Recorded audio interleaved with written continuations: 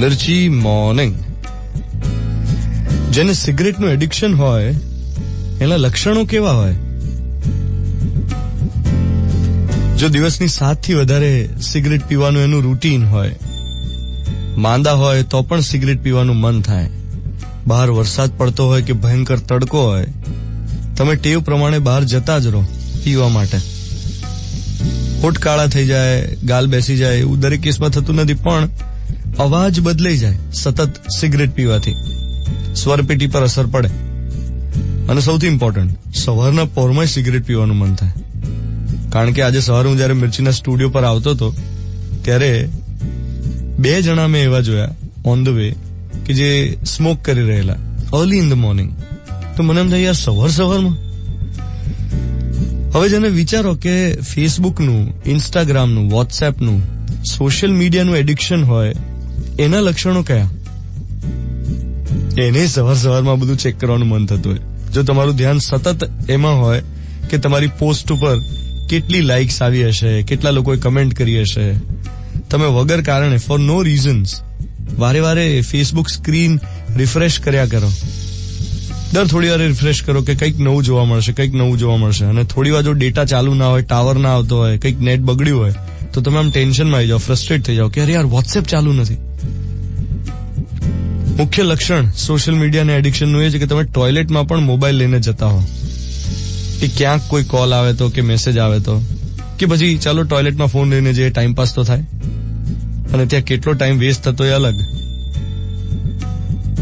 Social મીડિયાનું addiction, વોટ્સએપનું addiction, એનું એક મુખ્ય લક્ષણ, તમે ઊંઘતા પહેલા બધાને ગુડ નાઇટ મેસેજીસ મોકલ્યા હોય અને પછી સવારે જાગીને સૌથી પહેલું એ ચેક કર્યું કે તમે જે ફોરવર્ડ મેસેજ કર્યો તેમાં રિએક્શન્સ કેવા આવ્યા છે.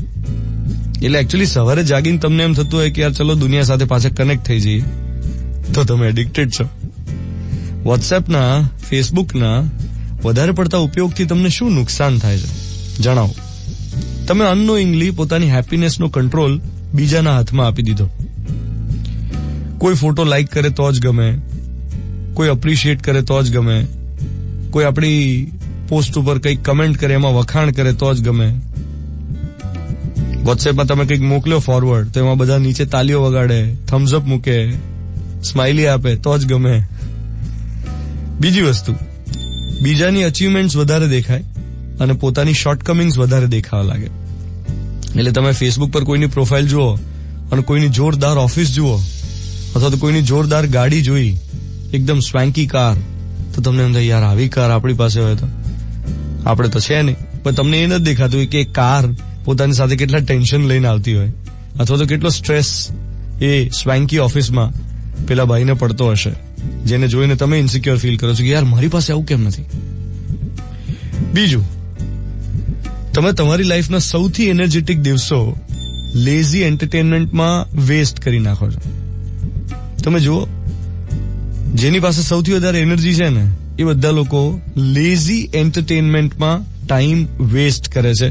On WhatsApp, on Insta, on snap, on Facebook, on Twitter. એટલે તમે તમારા બિઝનેસને પ્રમોટ કરવા માટે જો આ યુઝ કરતા હો, તમે તમારી સ્કિલ્સને ડેવલપ કરવા માટે સોશિયલ મીડિયા વાપરતા હો તો બરાબર છે.